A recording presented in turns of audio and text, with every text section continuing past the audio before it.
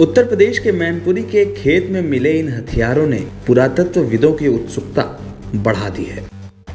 करीब 4000 साल पुराने इन हथियारों ने हिंदुस्तान के गौरवशाली अतीत को एक बार फिर पुनर्जीवित करने का प्रमाण दे दिया है। इन हथियारों को भगवान कृष्ण के काल यानी द्वापर युग का बताया जा रहा है। तांबे के हथियारों की जांच के बाद जो शोध परिणाम सामने आए हैं उसने आर्कियोलॉजिस्ट की उत्सुकता बढ़ा दी है। प्राचीन काल में भी भारतीय लड़ाके उन्नत हथियारों का इस्तेमाल करते थे। इस बात के सबूत मैनपुरी की जमीन से मिले हैं। इसका पता चलता है कि पुराने जमाने में लड़ाके बड़े हथियारों से लड़ाई करते थे।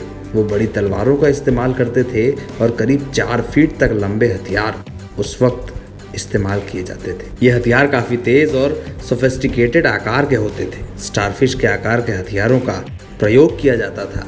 ऐसे हथियार जो दुश्मन को युद्ध भूमि में पराजित कर सके। लेकिन इन हथियारों के मिलने की कहानी मैनपुरी में चर्चा का विषय बन गई है। दरअसल जून की शुरुआत में मैनपुरी के गणेशपुर गांव में एक किसान अपने 2 बीघा के खेत में जुताई करा रहा था। कई स्थानों पर खेत के ऊबड़ खाबड़ मिलने के बाद उसे समतल कराने का काम किया जा रहा था। खुदाई के बीच ही खेत से तांबे के हथियार और हारपून मिले।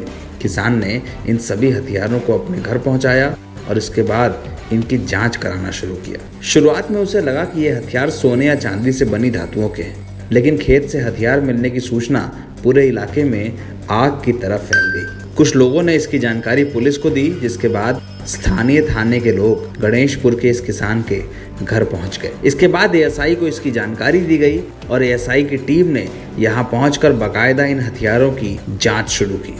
ये जो जमीनों खुदाई हुई है, ये आप ही की जमीन थी क्या? हमारी है।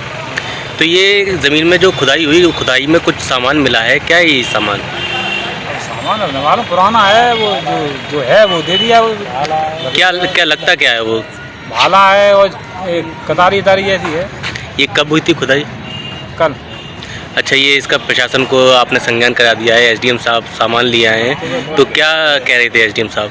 एसडीएम पूछ रहे थे, वो निकला है तो निकला है, वो मंदिर में रख दिया था। मैंने ठीक है, जो जितने का होगा उसमें मंदिर में लगा देंगे। लोग जो ले आए तो दे दिया। अच्छा, क्या बता रहे हैं, क्या चीज़ है वो? अभी हमें है नहीं मालूम। एसडीएम साहब से बात हुई थी आपकी? बता रहे थे कि कोई पुरानी बाढ़ है, कहाँ है, कुछ पता ना है। अच्छा, कौन से गांव का मामला है ये? गणेशपुरा।